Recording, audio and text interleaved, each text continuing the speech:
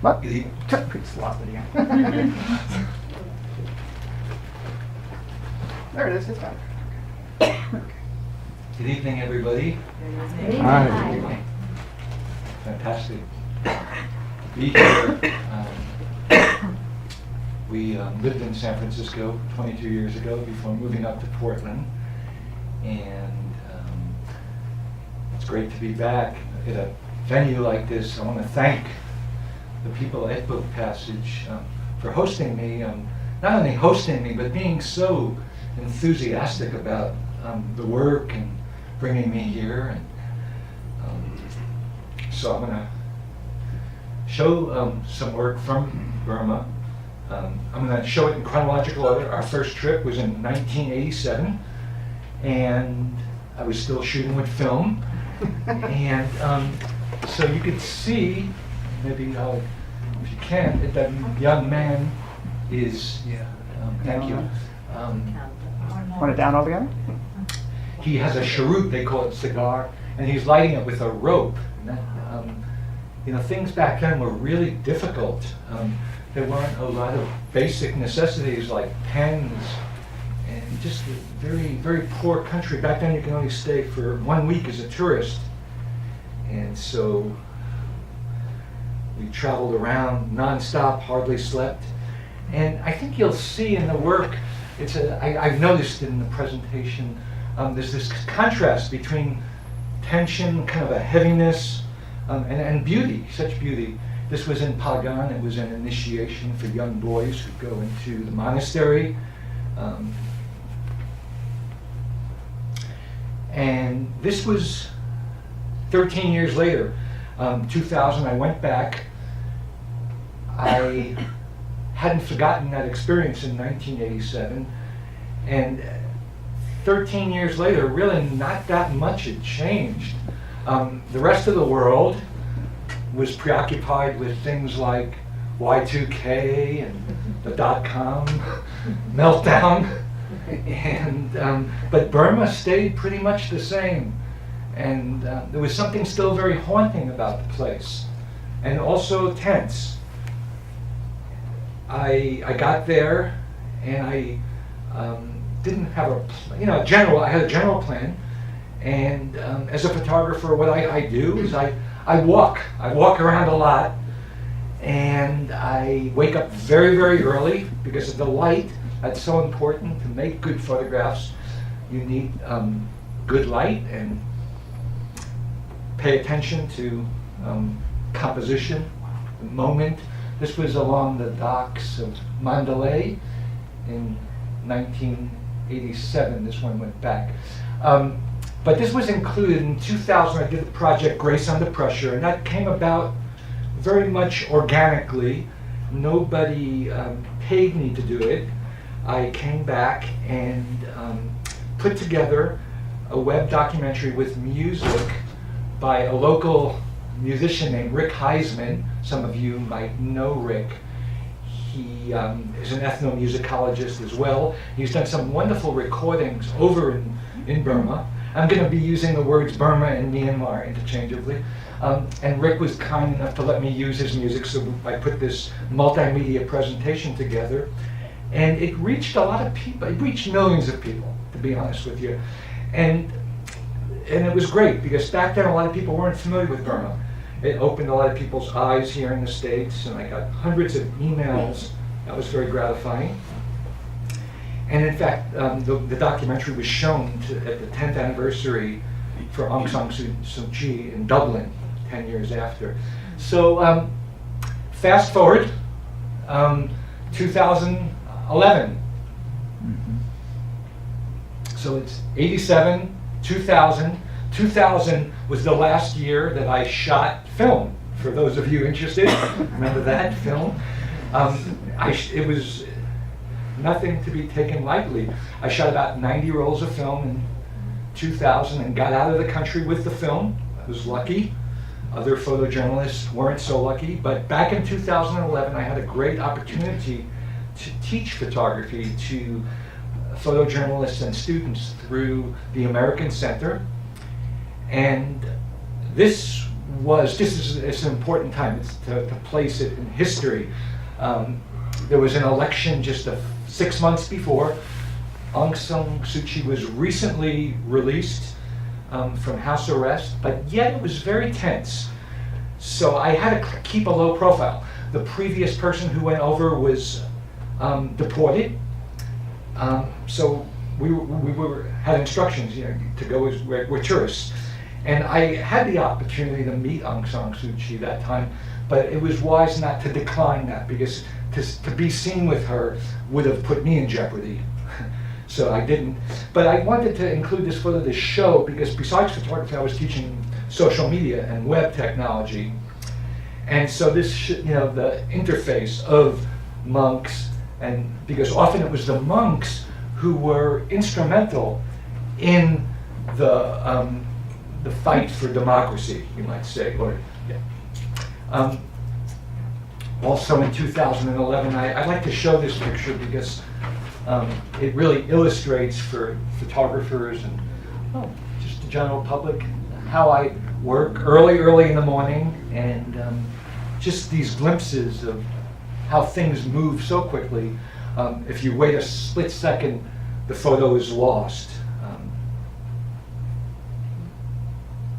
Again here, it's wonderful shooting digital. So this was in 2011. I was shooting digital, of course, and it was great not to have 70 rolls of film and just a couple of memory cards, and be able. But there's also, I think it's also important to slow down, because the temptation with digital is to shoot, and then you pay the price in the editing.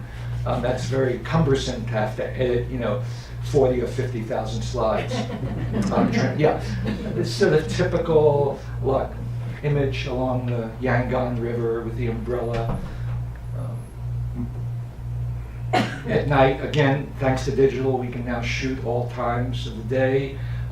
People going back home on their way from work with the Suu Kyi Pagoda in the background.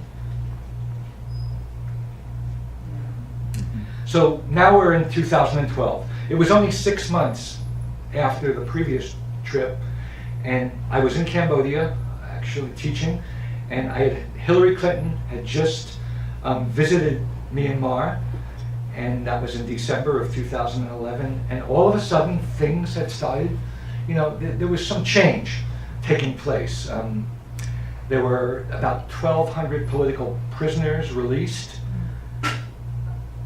The censorship was easing up, and there was a rally for Aung San Suu Kyi. She was running for office, and I was in a town called Pateng in the Delta, and I just happened to have I was planning to go there anyway, so here's some photos early in the morning. The Burmese, you could see, they're very distinct. They're the way their facial complexion, unlike any people I've met in Asia. And that's a sticker of General Aung San, who just, it was the 100th anniversary just last month, and his daughter is Aung San Suu Kyi. So part of the reason why she's risen to prominence is because she's the daughter of such a leader. But about the photo, just for those of you interested, this was about 6 o'clock in the morning, and I work on the fringe, on the outside. It's sort of a tribute to some of the street photographers I grew up with, like Gary Winogrand, Lee Freelander, Bruce Davidson. These photographers, they would cover these events like the Vietnam War protests in New York, and they wouldn't always photograph like the person on stage speaking, but they would photograph the characters on the edges of the scene, and that's what I did. I got there early in the morning. They were setting up, and I was just roaming around and shooting. Suu Kyi came. It was about 10 o'clock, 11 o'clock, and already the light was difficult, and there was like hundreds, not 50, international press people following her in the motorcade, and it was people pushing. I didn't really, frankly, get many good photos of her. This is more everyday waiting in the pickup truck. This is across the river in Yangon. There's a little town called Dala, and people are waiting to get transport to move them into the outlying towns. Yangon is such an interesting city, and it's changing so quickly. I was just back in January, and I have some photos to show you at the end of the presentation from that trip. But it had been 2 years since I was last there, and I had seen so many changes. Just the face of the city, in the center of the city. This is an umbrella repair shop, and these are two Muslim women. I had to be very delicate. It was very, very dark. It looks lighter than it really was. That was such a magical moment. When I'm photographing, we refer to the early morning and late afternoon as the magic hour. It's about now, actually. And it's it's really minutes, because there's really a 10-minute window early in the morning, as the light, very, very early, as it's just coming up, and then 10 minutes as it gets dark. There's a special quality in the light, and I shot this. It was about ISO 4000, and with film that wouldn't have been possible. So I really like the background and what's happening with the light. Always trying to different light sources, and I kind of hid behind this little drape of a fold in the curtain. They didn't see me, and I was very nervous. It was about a 30th of a second, so and this was just a moment that appeared very quickly, waiting in the back of a pickup truck. These two monks, and this is in January 2012 on the ferry from Yangon to Dalai. And I love the expression of this young boy's face. There's something so hopeful about that moment in time when finally people could, show their support for Aung San Suu Kyi, and they had T-shirts of her everywhere. And just 6 months before, you didn't see any of that. Again, that special time, very typical kind of scene in Pa'an, a lovely town near the river.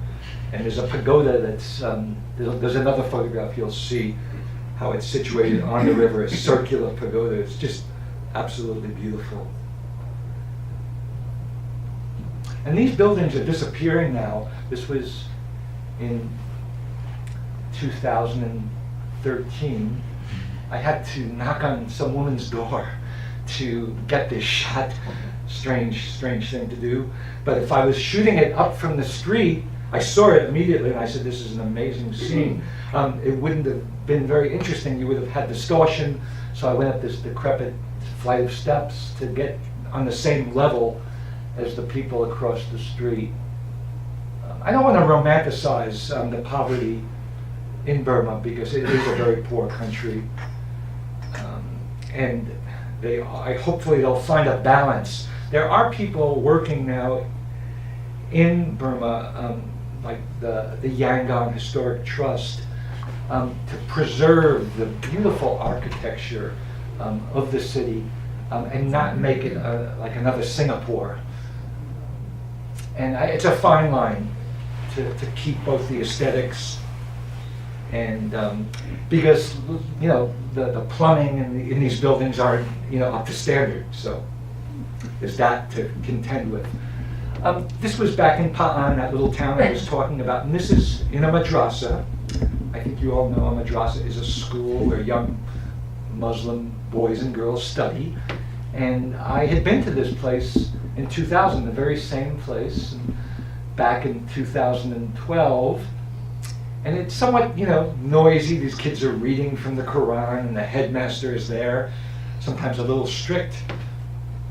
But, it was a real gift, because he was aware that I was there, and he allowed me to work and make these photographs. And that's really, you can't take that for granted, because imagine if I just walked into like a private school down the road and tried to do that.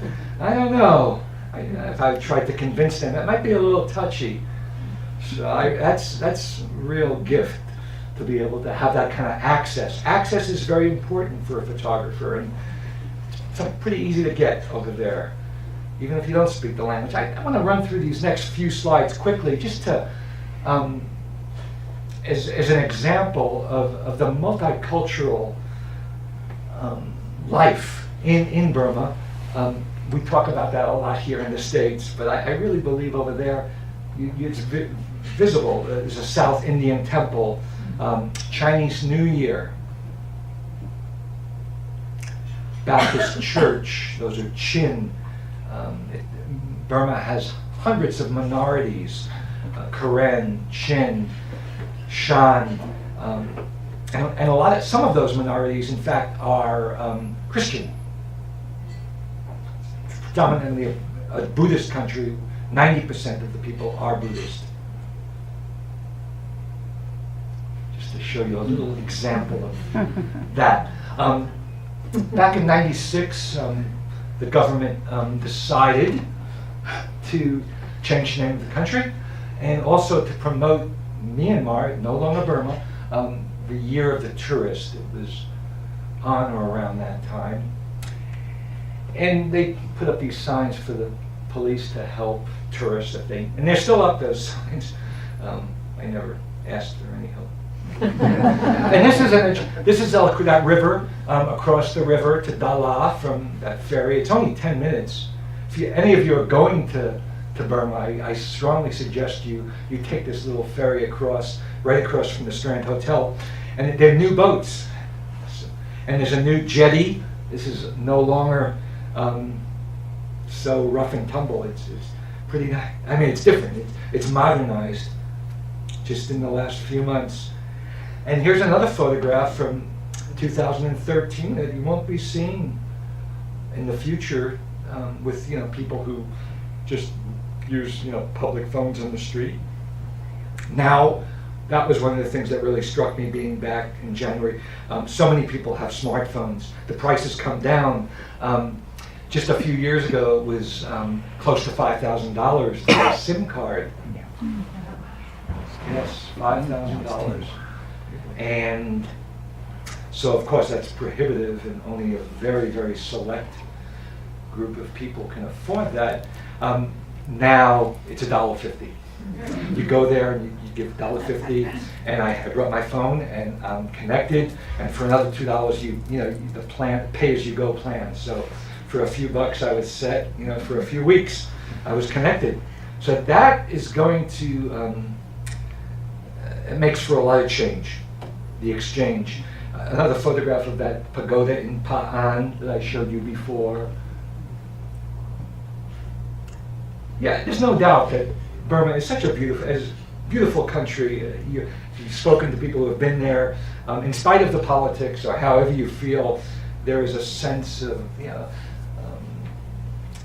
when you're there, a kind of a harmony. Again, I don't want to romanticize the place. People are very poor, but one senses this harmony.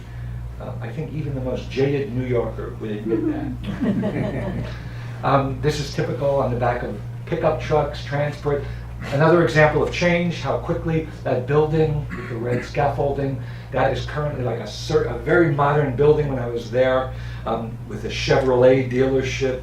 I didn't recognize it. There are flyovers, these bridges that transverse the road over there that didn't exist a year ago. So, especially Yangon, it's changing so quickly, as opposed to a scene like this. When you get out of Yangon, it can feel like it's frozen in time.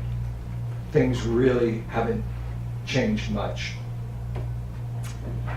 Again, cafe life.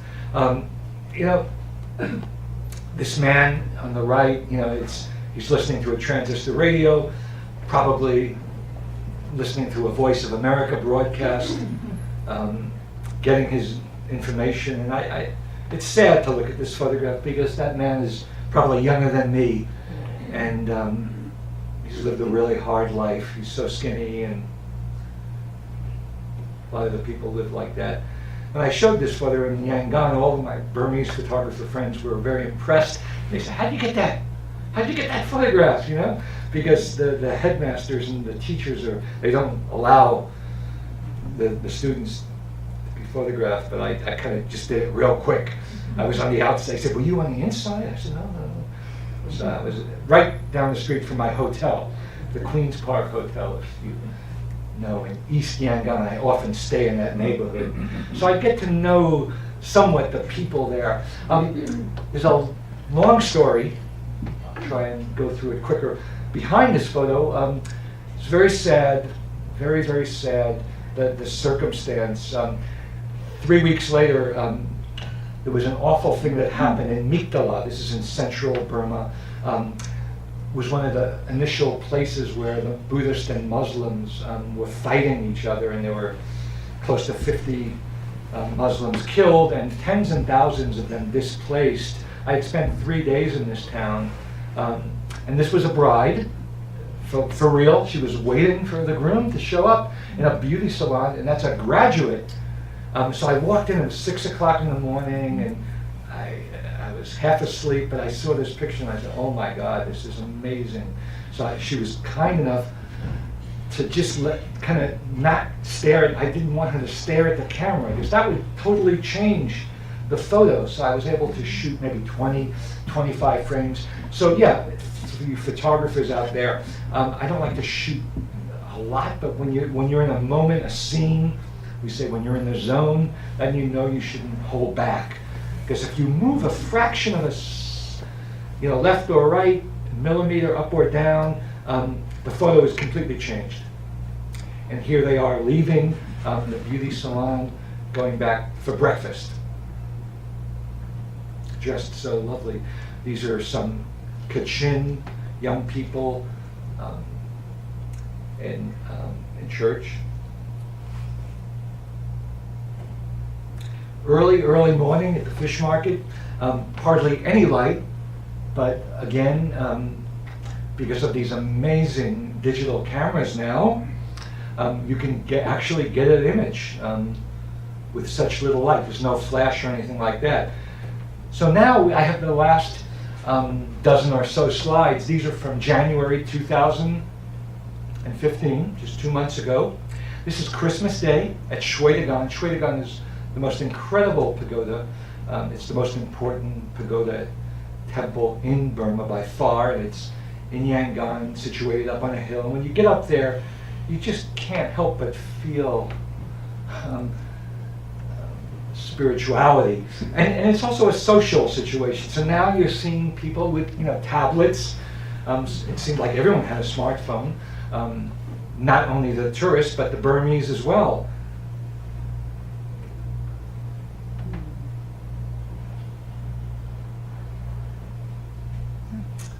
I went down to the Delta, town called Bogalay, and in 2008 there was an awful cyclone there, Cyclone Nargis. 140,000 people were killed, and this top of the pagoda was destroyed since then, and still in disrepair. And I really felt quite a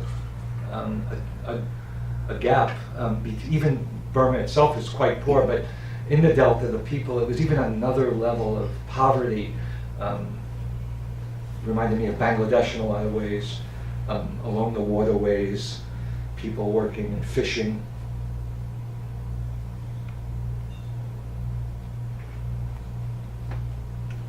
Town called Pie along the Irrawaddy River. I like to mix different light sources in the photographs.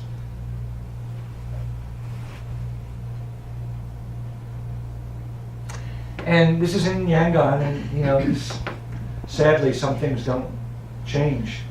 This is something that we saw in 1987 with teenage girls breaking rocks and carrying bricks, and and it was even worse in some cases.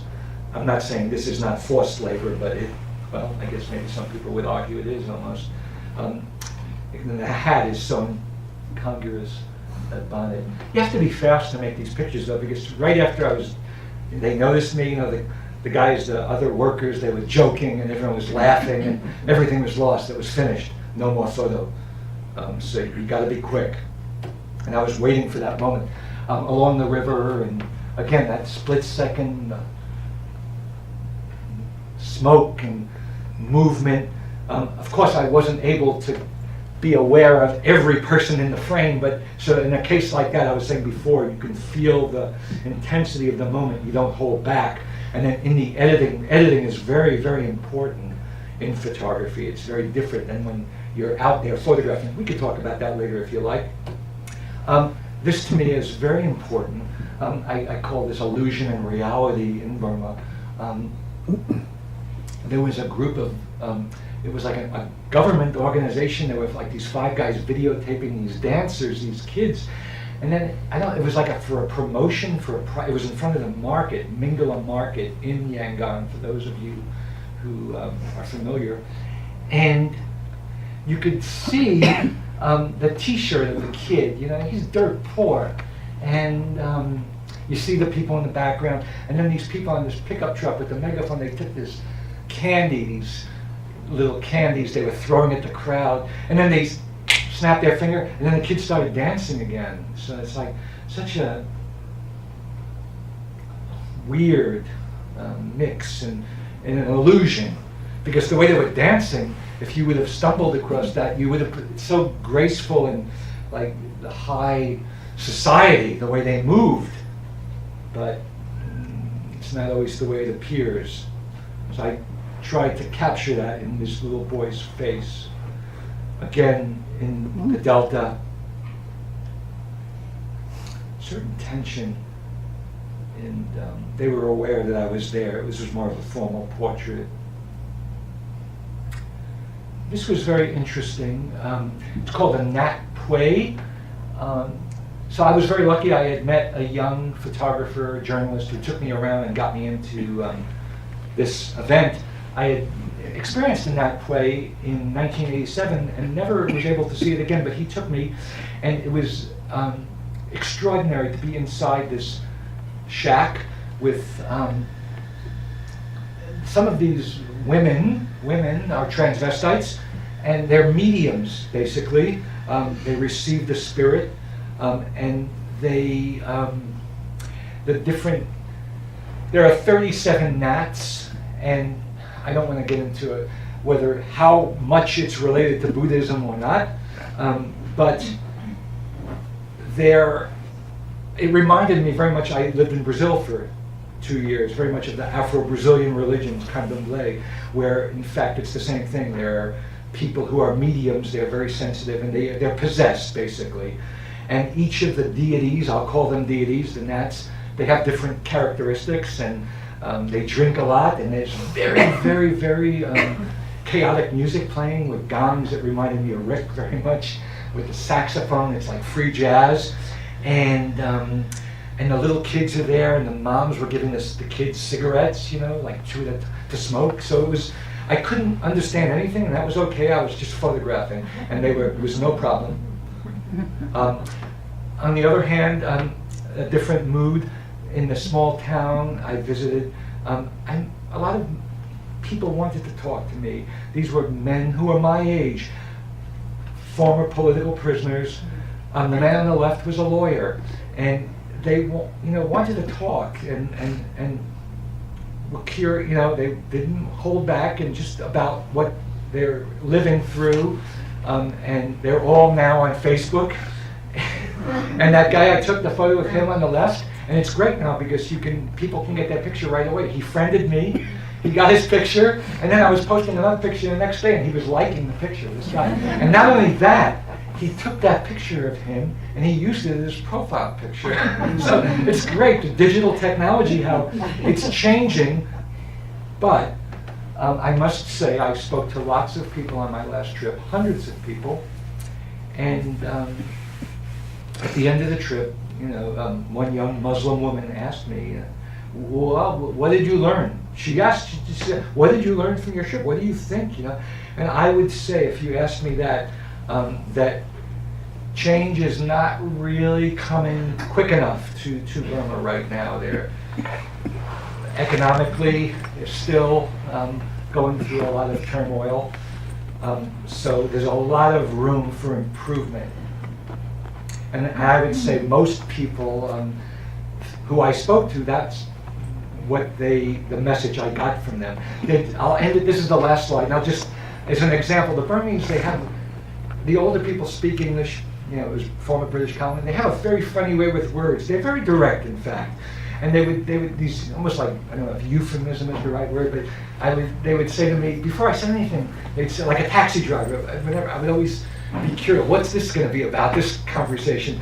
And this man would say, who I met, he said, "Burma, the country of no complainers." You know, it's a very kind of interesting twist of words. You know, so they're very aware of their situation. And it's a delicate situation, and I think for the most part they've been very cool about it. Things can explode. When I was there, anything can happen, but they've been just seeing how it goes slowly. More information over here, and that's it. I'd love to take some questions, and I'd be happy to send them.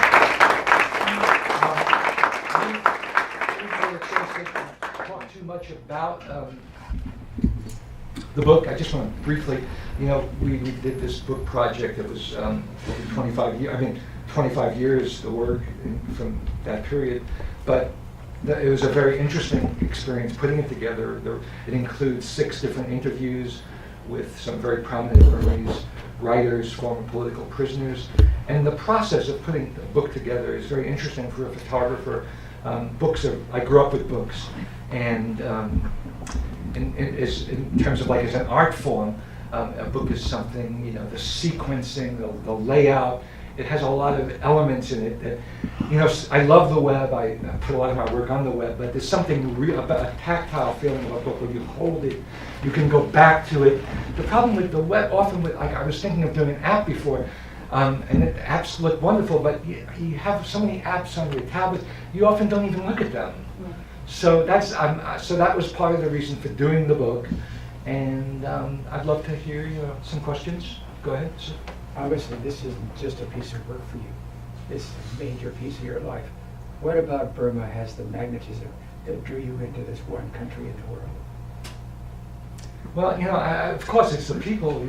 I had a similar experience. I'll be honest with you. In Bangladesh, I was in Bangladesh actually for 9 months. I lived in Bangladesh longer, and you can't. That's a really important question. After a few days, sometimes you're out and about shooting, and you'll meet someone, and you get really touched. You meet someone who is struggling, and there's a certain dignity and beauty, and to be allowed, included in that, that's such a wonderful thing to have happen.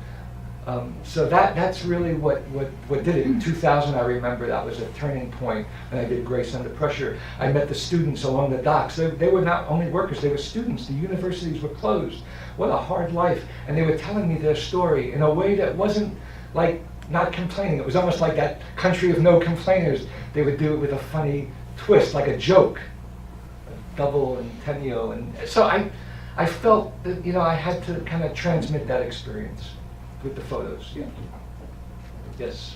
My question is, you're saying that over the 28 years, where it's a country of no complainers and not publicly saying something about the displeasure of life, and yet in the last year or two, now the cell phones and the Facebook, and what have you noticed in terms of the current Burmese people speaking about the pleasures and displeasures of their opinions of life now? Is that still no complaining? No, they complain. They're quite. It was sort of like a twist on words. And again, of course, to be honest, I don't speak the language, and not speaking the language, it's very limiting. Not really having a deeper conversation. I like to think that the photographs sometimes can evoke emotions. It's my language, the visual language, and so I don't know if that's a good answer. If you wanted to follow up on that, I'd be happy to. Oh, I'm just curious. I was actually in Burma in 2001. Yes. And I remember speaking with a woman I met on the street, a middle-aged woman, who took me aside into her house and actually spoke about the displeasure of the poverty and what there was not much to expect of life for her and the people she knew. but I was taken out of the street into her home because it was kind of secret. So I was kind of curious, in your experience of having gone there many times, what has changed now? Well, there are some, it depends upon what part of society you're talking about. I mean, there's some great opportunities right now I know a lot of young Burmese photographers, photojournalists, and for them, they have a really great opportunity to work. That's been very positive. So it really depends upon who what part of society you're talking with. For the everyday laborers, or for the guys that work along the docks, who are making, almost nothing and working all day. I didn't have a one-on-one conversation, with them. There were a few instances where I had experiences like that, where, but it was just individual times. And then there are people who are, working for change, and I found that people are like just super, super busy. They have like this tremendous energy, and again, not trying to make it sound like a cliche, but very, very resourceful because they have so little, and they make do with so little, so you can't help but admire that. But I think it's hard to generalize with a country of over 50 million people. Is Burma okay? I mean, my partner and I do a lot of traveling, lots and lots of traveling, but we haven't gone there, and we've considered it. Yeah. Is it okay to go there? Can we can't be you. You understand the rhythm of the country. You can probably move anonymously wherever you want to go. Anybody. But can tourists just walk over with a backpack and a suitcase and be okay? Sure, of course, it's fine. There's a lot of it's quite active tourism now. And it's better to go now before it changes too much. And I hope, it changes in a good way, positive way. Any other questions? Yes? This is a really basic question. Yeah. But what was the significance of it looked like white paint on the girls? That's important. It's called Tanaka, and Burma is one of the few countries where people, the women and men, but more for the women, they cover their skin. It's makeup to look more beautiful, and also protection from the sun, like a sunblock. And yeah, they're quite creative. A lot of the photos in the book you'll see, they do these wonderful designs, geometric designs on their nose and their cheeks, and quite beautiful people. I think that shows in the photographs, and there is a certain grace, and it's sort of a very unique culture. Talking a little bit about the music before, and of course the Buddhism is another part of life that makes a huge difference. Yes? Actually, I believe it's a sandalwood that they grind up. That's and exactly taste what it is. Thank you. Yeah, it's the bark, sandalwood. Thank you. But what's your impression of where they're going politically? I was there December and talked with people, and got an impression that they all are, still very anxious about what they call a coming democracy. They don't feel they're there yet. They're Right. concerned because the generals or the army still holds many seats in parliament, and I just wondering if you have a different impression than what I did, which is they're just waiting.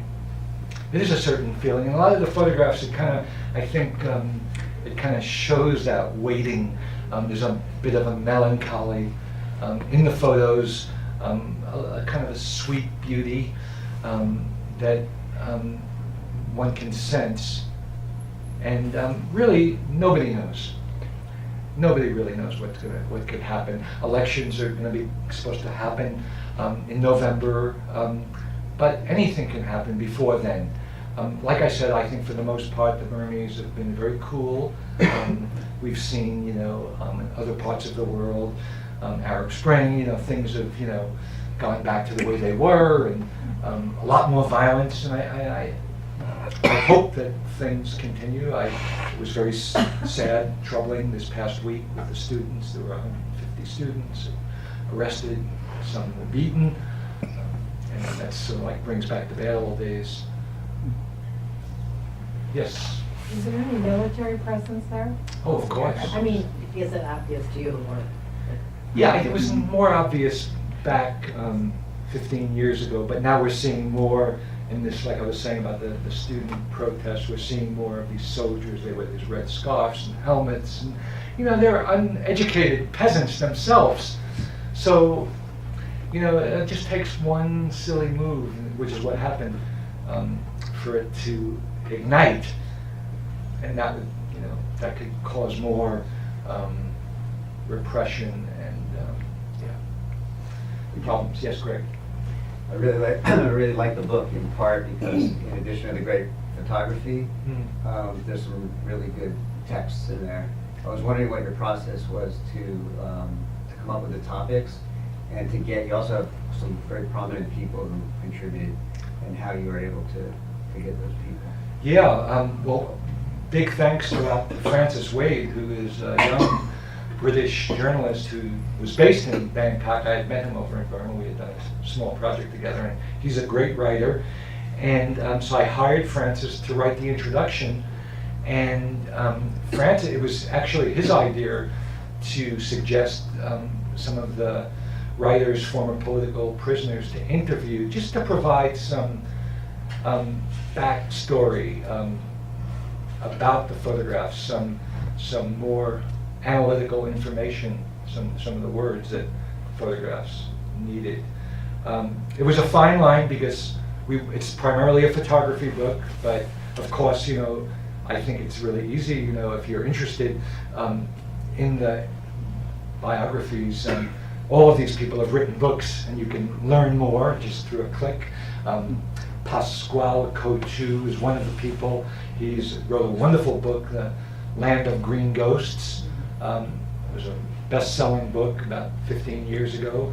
Thant Minh U is one of the most important Burmese thinkers today. His grandfather was U Thant, the General Secretary for the UN, and who BBC, NPR, anyone who does reports on Burma, the first person they go to is Thant Minh U. So he was kind enough to be interviewed, and Mathida, a doctor, a medical doctor who was political prisoner, who suffered greatly, years in prison. I met her at a book literary festival 3 years ago, and I couldn't help but be amazed by her words, how she dealt with that. And you hear these stories of these people.